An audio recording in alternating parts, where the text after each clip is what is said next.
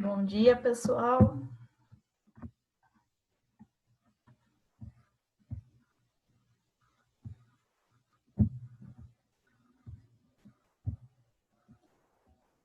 Bom dia. Vamos lá. Bom, gente, não sei se vocês acompanharam, alguns acompanharam a live de ontem, né, que eu fiz com a Lucy, e a gente falou sobre aquecimento global, né? Então, deixa eu só ver aqui se tem mais alguém esperando. Sim. Bom, gente, a gente falou sobre aquecimento global, né? Então, até deixo ali como quem não teve a oportunidade de assistir, tá lá no IGTV, né? Se vocês quiserem dar uma olhada, né? Vai ser um material complementar bem bom aí para o nosso assunto de hoje. Como a gente já falou disso ontem lá, eu não vou repetir, né? Mas é que a gente tem um tempo controlado aqui, mas é um assunto que vai de bastante encontro, né, aqui na nossa temática, e é algo que eu realmente acho que a gente não pode ignorar, né. Deixa eu só aumentar aqui a tela. Bom, gente, qual é o assunto aí de hoje, né? Como eu já falei com vocês, aí o pessoal está acompanhando, né, o caminho aí diariamente, né? O que motivou o meu caminho foram inúmeras, sim, tive vários gatilhos aí para querer estar fazendo o caminho, mas assim, o que realmente serviu ali como guia para mim, né, desde o início, foi muito uma missão maior, né, algo maior que eu pudesse contribuir aí para o mundo também. E a mensagem que eu tive desde a véspera, né, de eu começar a caminhar, né, eu mandei para vocês aí o pessoal da mentoria, mandei uma foto, né, do albergue onde eu fiquei, do lado da minha cama tinha um quadro, né, eu sou muito observadora, eu sou muito de notar os sinais e eu realmente pego para mim, né. Se não era para mim, passa a ser, porque eu tomo aquilo como pego com unhas e dentes. E tinha um quadro do lado da minha cama, então, né, gente, que eu mandei para vocês, e tinha uma frase, nós não herdamos, né, a terra de nossos pais, mas pegamos emprestado de nossos filhos, né? E assim, gente, algo que eu tenho, né, a Carol tem como uma vocação, né, realmente uma motivação, um combustível, né, pessoal, para mim é a família, né? Então, eu ainda não tenho, né, não comecei a formar ainda, né, não tenho herdeiros, mas assim, eu penso muito, né, já é o meu gás aí para as minhas ações e para tudo. E quando eu vi essa frase, realmente fez todo sentido para mim, né? E continua fazendo, né? Eu acho assim, eu vi que não foi algo para trilhar só o meu caminho durante, né, Santiago de Compostela, mas algo para realmente eu ter aí para minha vida. Então, né, gente, eu trouxe aqui um material para vocês, né, uma conferência que teve para servir como base, né, em junho agora desse ano, né, tá bem fresquinho, vários players aí de vários países, né, de grandes produtores, né, de vinho se reuniram para falar aí, né, para discutir como seria o futuro do vinho e que medidas a gente tem que tomar, né, para conseguir ter um melhor futuro. Então, né, o nome aí da conferência foi Wine Vision, né, 2040, e eu já tinha apresentado para vocês, né, esse projeto do Wine Vision, que surgiu lá nos Estados Unidos, então, né, continuam aí. Esse encontro foi, agora não sei se é Austrália, agora eu não sei exatamente aonde que aconteceu, mas enfim, isso não é relevante.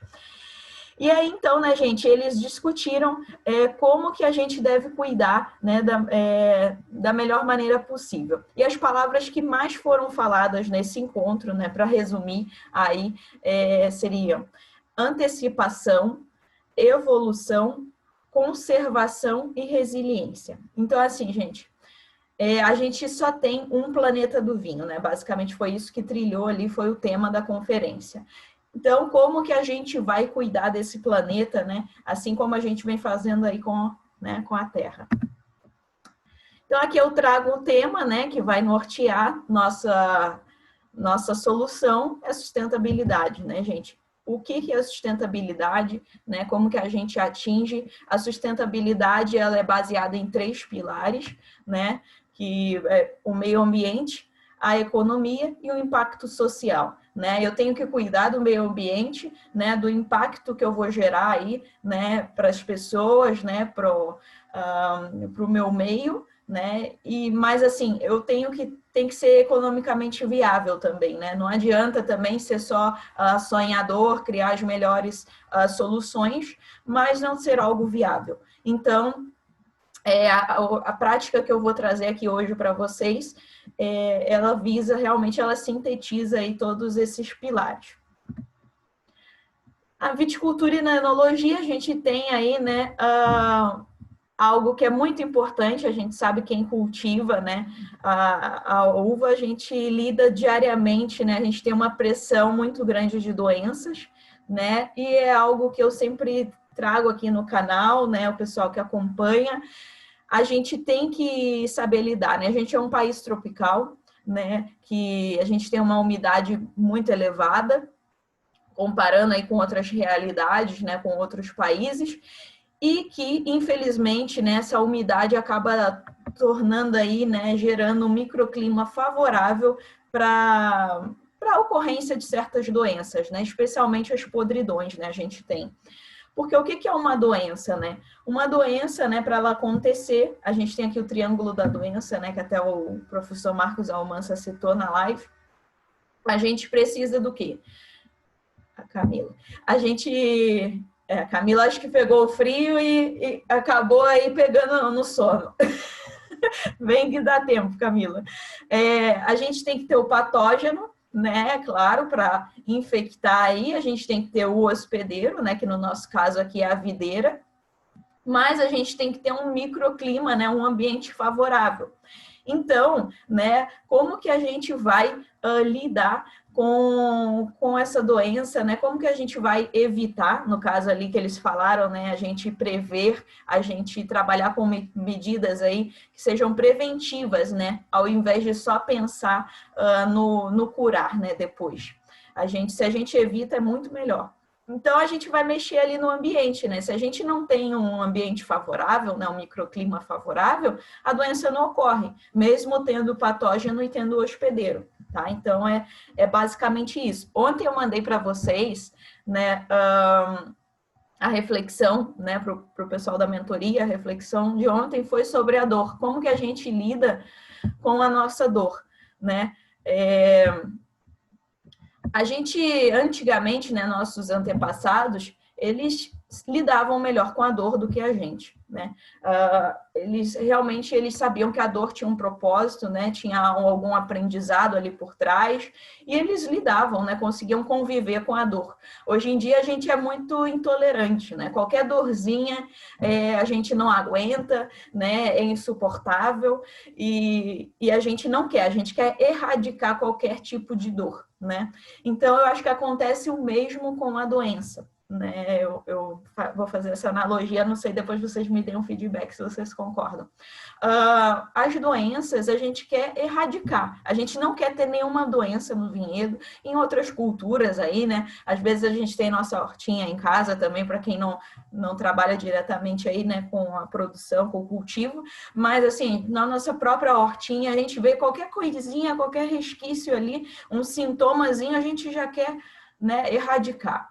Então, a gente é muito exagerado, né? A gente não consegue conviver ali com um nível, né, que a gente sabe que dá para estar convivendo com a doença sem ter grandes perdas, né? E até eu estudei durante o meu mestrado, né, um conceito que eu conheci foi a permacultura, por exemplo, e a gente até na permacultura, a gente tem uma parcela que a gente dá, né, como se fosse aí uma caridade, né, que a gente está entregando de volta para o meio ambiente, né, até para os próprios animais, por exemplo, eu tenho a gente tem, às vezes, algumas regiões que tem problema com o passarinho, né? Claro, não é para dar toda a sua produção para o passarinho, né? Mas uma pequena parcela, às vezes, a gente já tem que contabilizar, né, como sendo uma doação aí, né? A gente tem que conviver com esses outros seres que já estão ali, né, na natureza, né? Então, é claro, a partir do momento que se torna uma praga realmente, né, que está em excesso, aí a gente tem que tomar as medidas, né? Mas quando não é, né, a gente tem que saber lidar. A gente não tem que erradicar e querer que só o ser humano e a videira estejam na natureza, né? Que não é essa a realidade, né? A gente chegou depois, né? Então, assim, se a gente tem um controle de doenças sem um estudo, né, se a gente faz aí só seguindo receita, né, e baseando nessa teoria de erradicar a doença, primeiro que a gente tem um desperdício, né, financeiro, porque a gente acaba aplicando muito mais. Por exemplo, aqui na Serra Gaúcha a gente vê isso, às vezes o pessoal tem um pouco, prefere botar um pouquinho a mais, sabe, para não correr o risco. É meio que esse pensamento. Esse pensamento não é certo, né, gente? Porque a gente acaba colocando o produto a mais, né? As aplicações a gente sabe que realmente são custosas, elas são caras os produtos, né? Então, e sem contar aí que a gente gera um excesso de resíduo, né? Que aí, né, a gente tem uma degradação ambiental, o impacto, né, de insumos químicos nos seres humanos e nos organismos também que não são alvo, né? Porque esses resíduos eles têm que ir para algum lugar, né? Então, ou eles vão ser dispersos aí, às vezes a gente vê se a gente não tem uma calibração adequada do nosso equipamento, a gente pode estar, né, simplesmente jogando aí nosso tratamento para o ar. Às vezes esse tratamento vai voltar para o solo e vai depois, né, vai para os efluentes, vai para os rios, né, pode acabar impactando também todos os seres vivos, né, dos rios, etc., né, ou do próprio solo, né, a gente tem uma série de impactos. Então, qual que é o segredo, né, gente? É a gente entender quais as doenças que a gente tem nas nossas condições, né, no nosso clima, a gente já viu aí, né, o Brasil ontem a gente viu a geografia muito diversa, então não vou ficar entrando aqui em doenças específicas, cada região tem uma doença, né? E eu acho que realmente a gente entendeu o raciocínio por trás, né, para a gente conseguir aplicar qualquer realidade. Entender o nosso ambiente, quais as condições que a gente tem, quais as doenças que a gente tem nesse clima, né? E em quais etapas do ciclo, né? Do ciclo aí vegetativo, né? Que a gente tem da videira, elas ocorrem. A gente sabe que tem certas etapas que são a gente tem que tratar, né? Por exemplo, a floração, né? Depois também final de ciclo. Então a gente tem que ter um cuidado a mais em certas etapas, dependendo da doença que a gente tem. Então, gente, eu trouxe aqui para vocês, né, um conjunto, né, de objetivos que a gente tem, né, os Objetivos do Desenvolvimento Sustentável propostos aí pela ONU em 2015, né, para a gente conseguir ter esse, né, desenvolvimento sustentável aí a nível, né, planeta. O pessoal está todo atrasado hoje, hein? Vamos lá. Eduardo também, o pessoal acho que vai fazer outras coisas depois. Bom, a gente tem aí os 17 objetivos para transformar o mundo, né? E esse conjunto de práticas que eu vou trazer para vocês, né? Eles atendem aí metade desses objetivos, né? Então, agricultura sustentável, né? Saúde e bem-estar, porque a gente vai diminuir a quantidade de resíduos gerados, né? Até isso vai fazer bem para a gente, né? Para o ser humano em geral. Comunidades sustentáveis, consumo e produção responsáveis, ação contra a mudança global, né, do clima, que aí a gente vai gerar menos CO2, né, e a gente vai estar contribuindo aí também, né, contra, né, a gente vai contra o aquecimento global, né, a gente vai reduzir a nossa emissão de gases, né, na atmosfera. A vida na água a gente vai estar, né, contribuindo, porque como eu falei, né, esses resíduos depois eles vão para a água. Vida terrestre também, né, a gente aprender a conviver com as outras espécies na natureza. E um trabalho decente e crescimento econômico, né, se a gente tem menos custo, né, menos gasto, a gente vai ascender aí também economicamente, né? Porque, como eu falei, não adianta nada também ser só teoria, que lindo para o meio ambiente e, né, só pesar no bolso. Então, a gente tem que trazer ações reais aí, concretas, que a gente consiga, né, aplicar. E aí, né, gente, esses objetivos, eles foram criados para quê? É um conjunto de ações, né, para acabar com a pobreza, né, promover a prosperidade e o bem-estar para todos, né, proteger o meio ambiente e enfrentar aí as mudanças climáticas. Então, gente, eu apresento para vocês aí, né, o controle integrado de pragas, né, eu falei com vocês, eu fiz um intercâmbio, né, durante a faculdade na UC Davis, lá nos Estados Unidos, na Califórnia. Uma das matérias que eu peguei, eu fiz poucas matérias lá, mas uma das matérias que eu peguei foi controle integrado de pragas. Né? Lá eu estudava esse sistema para culturas em geral, não era só para videira, né? Eu tenho até o livrinho, né, que até o Marcos falou, trouxe para ele tudo. A gente via várias culturas, né? Mas a gente também via muito a videira, a gente sabe lá na Califórnia, né? É muito forte, né? E especialmente a UC Davis, ela tem muita pesquisa aí para viticultura, enologia e tal, né? Então, gente, eles têm um site, né? Depois eu vou passar aí para vocês, né? Esse material. Mas esse site ele é acessível, tá? Se vocês quiserem entrar, eles têm tratamentos, né? Para pestes da agricultura, né? Em geral. E aí você pode filtrar pelo tipo de cultivo, né? Que você tem, né? Então não é só videira, mas a gente tem também tratamentos para plantas de casa, sabe, para nossa hortinha, a gente tem contra aquelas pestes invasoras, né, mais exóticas, né, pragas mais exóticas, tem uma série de tratamentos aí, né, de práticas que a gente pode encontrar a solução para todos os nossos problemas. Claro que isso daí, né, é um estudo que eles fazem, né, eles tem um sistema todo de indicação, né, de tratamentos e tudo, mas é a realidade da Califórnia, né, gente? Dos Estados Unidos. Então, né, pode ser que tenham pragas ali, né? Por exemplo, o míldio não é uma realidade para eles, né? Então, eles não têm ali o míldio, por exemplo, né? Mas o míldio a gente já sabe, a gente tem outras maneiras de estar, né, tratando. Então, a gente tem botrites, por exemplo, que a gente tem no Brasil, a gente tem lá, né, o tratamento, tem outras... E como a gente tem várias realidades no Brasil, né, climas também mais secos, é muito bom a gente estar usando essa ferramenta. Tá? Então, são um conjunto de técnicas de gerenciamento, né, que pode ser aí aplicado para solucionar e para conviver com pragas em áreas urbanas, agrícolas ou naturais.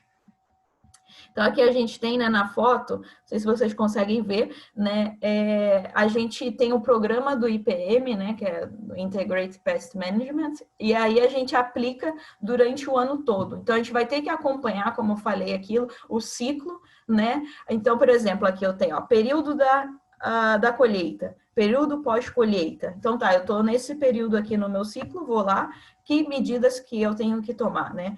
Então, que eu tenho que olhar realmente em busca aí, né? É muito bacana porque é muita observação, né, envolvida, a gente vai atrás de sintomas, né? Então, é um olhar maior do que só, né, querer erradicar a doença e não prever, né? Não agir... a gente muitas vezes age só depois que o negócio já contaminou tudo, né?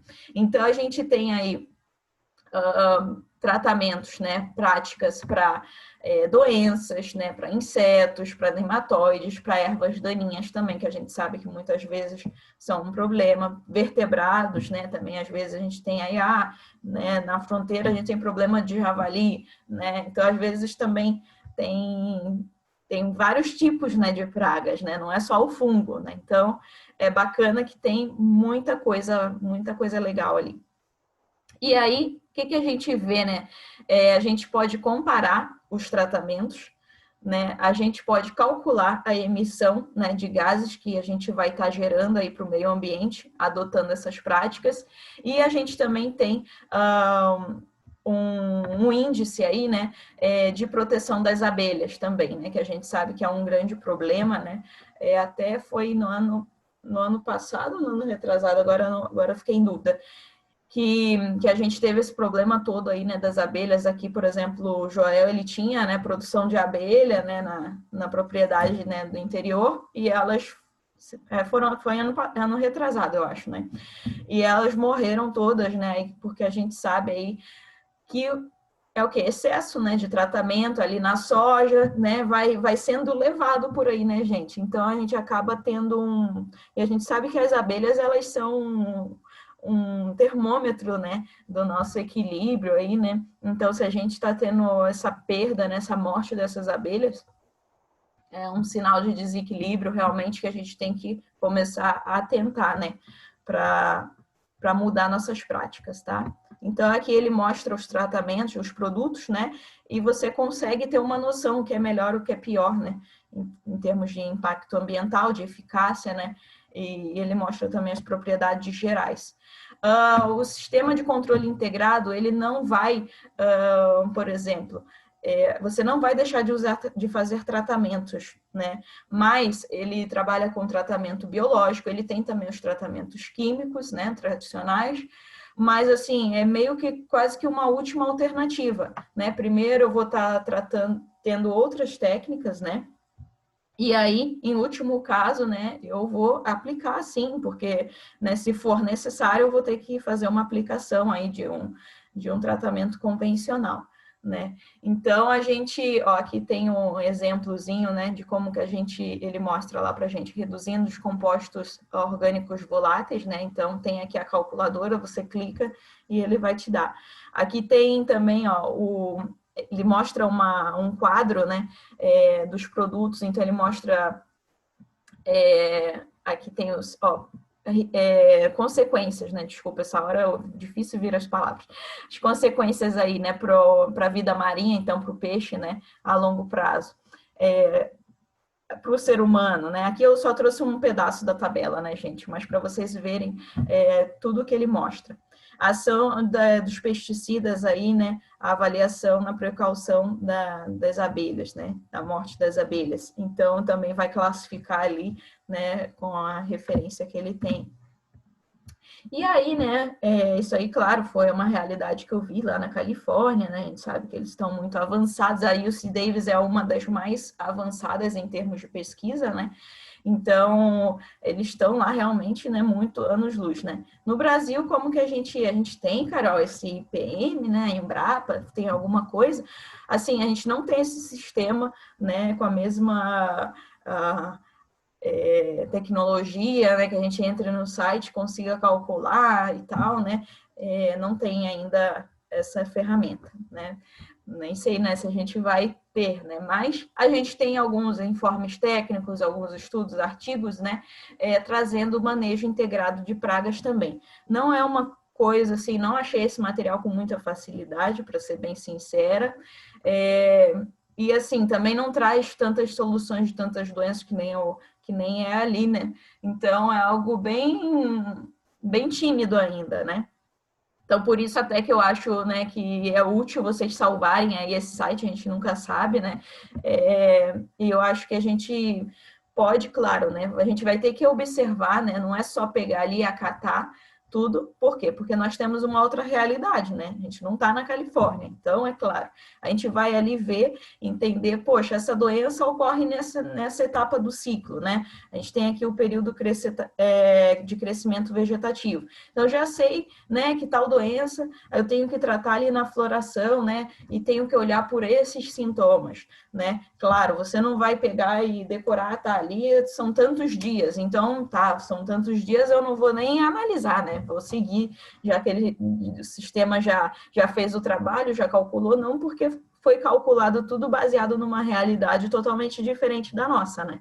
Mas é a gente entender isso, né? O Almanza, ele falou, né, o Marcos, se a gente entender quais são as doenças e em que etapas elas ocorrem.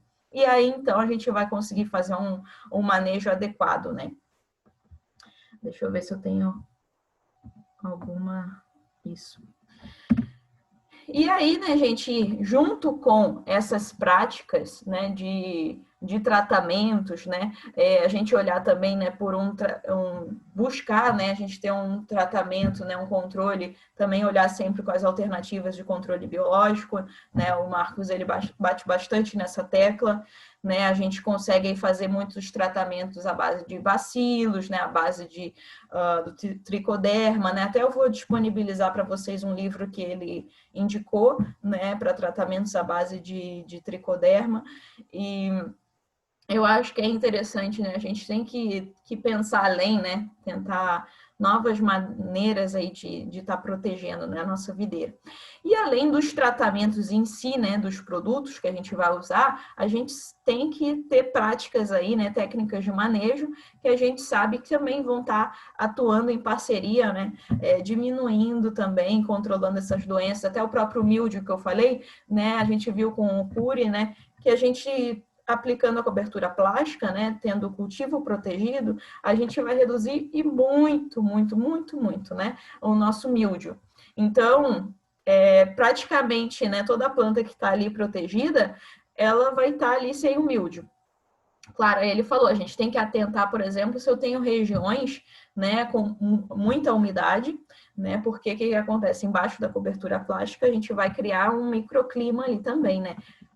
Não tem essa transpiração, né, da água para o ambiente, e se eu já estou num lugar que é muito úmido, né, pode ser até que eu vou ter menos molhamento pela chuva, mas a gente tem mais orvalho, né, tem outros tipos de umidade aí que vão estar na nossa parreira, né, além, não é só a chuva, né, que molha a planta. Então, tem que cuidar, né, com isso. Mas, por exemplo, regiões mais secas, né, regiões aí, a gente vê, né, no Nordeste e tudo, né, ele até estava falando, se você for pensar em cultivar uva para consumo in natura, né, uva para a gente comer, uva que não é para processamento, nem pense em cultivar sem a proteção, né, porque ele falou até que, né, não é viável realmente, né, o resultado em si, né? Então a gente tem que olhar para essas práticas também, né, gente? Adaptar. A gente sabe que demanda um investimento, mas que é um investimento que ele vai se pagar logo, né? Então, vale muito a pena a qualidade do nosso produto também, né? Essas pessoas que trabalham com a uva in natura, por exemplo, né, elas vendem muito também pelo visual, né? A gente sabe a nossa uva de exportação, né? A gente tem que seguir uma série de padrões. Então, para a gente conseguir, né, atingir esses padrões aí de qualidade, a gente tem que realmente adotar certas práticas, né? E algo que o Cury colocou, né, que eu acho muito importante a gente salientar, quando a gente tem um cultivo protegido, a gente não tem que seguir a mesma carência, né, dos produtos que vem no rótulo ali. Porque aquele rótulo, né, aquele período de carência, né, o tempo ali, né, que o produto vai ficar, né, na nossa uva, é diferente. Por quê? Porque ele foi calculado para condições onde a gente tem a volatilização, né, desses compostos aí para o ambiente e tal. E ali a gente fica com tudo retido por mais tempo. Então é uma carência maior, né? Então a gente tem que atentar sempre sim, para o contexto, né? Aqui eu tento trazer muito o olhar, eu acho, além de dar a receita, acho que mais do que ficar aqui dando, fique tantos dias, não sei o quê, não é isso. É a gente ter o olhar, né? A gente ver além, a gente abrir a cabeça, né? Que a gente tem que ser muito crítico, né? Pegar as coisas e não só colocar no nosso contexto, né? A gente já sabe que a gente sofreu aí no Brasil, por quê? Né? No início com a viticultura e enologia, porque a gente quis trazer uma realidade da França para o Brasil e não somos França, né? A gente não tem um clima aí igual e a gente sabe, né, que não é bem essa realidade. Então, que a gente já tenha aprendido aí com os erros do passado.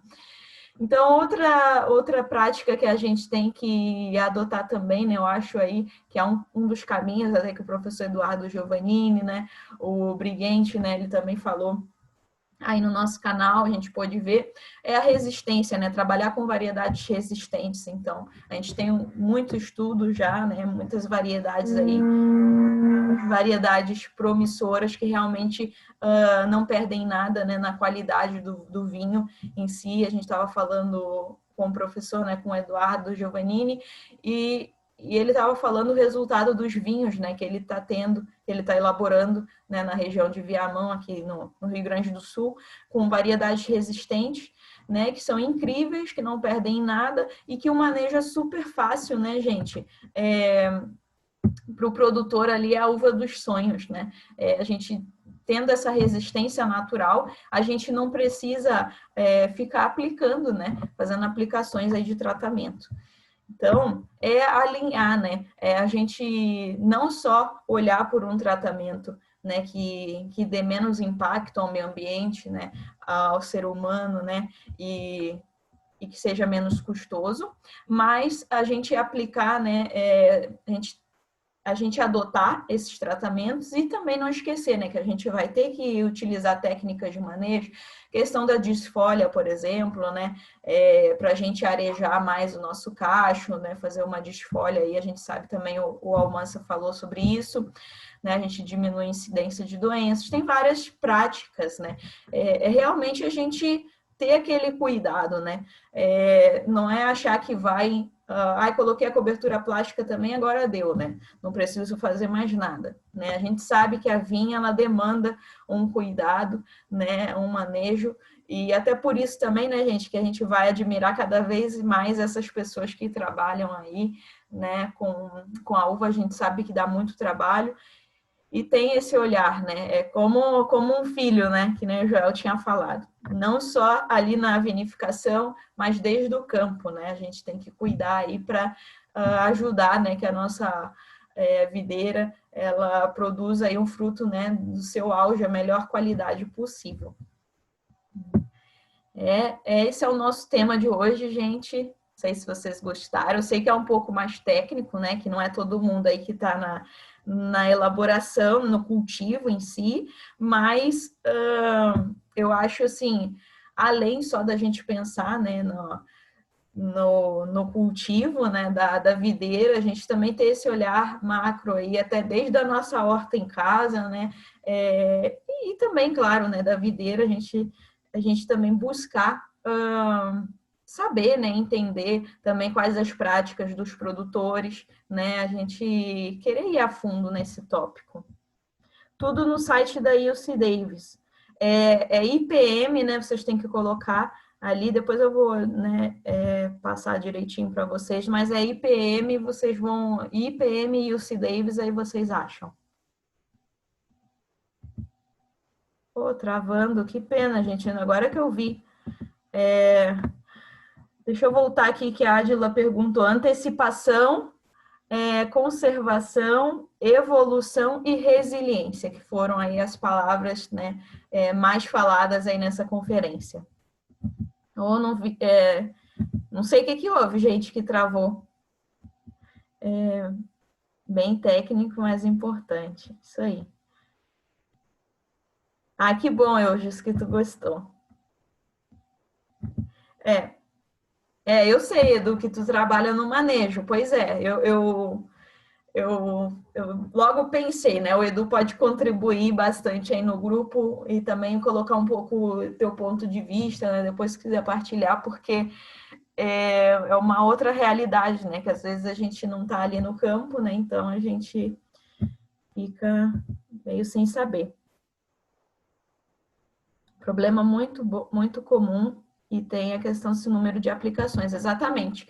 A gente vê muitas vezes aí aplicações excessivas, né, desnecessárias, e no intuito de erradicar a doença, né? Então, eu acho que é mais isso que a gente tem que aprender, né? Como eu falei ali na reflexão da dor, aprender a conviver com a doença, né? No nível que dá para conviver, né? A gente sabe que tem um nível ali de tolerância, então, né? A gente tudo é equilíbrio, né, gente?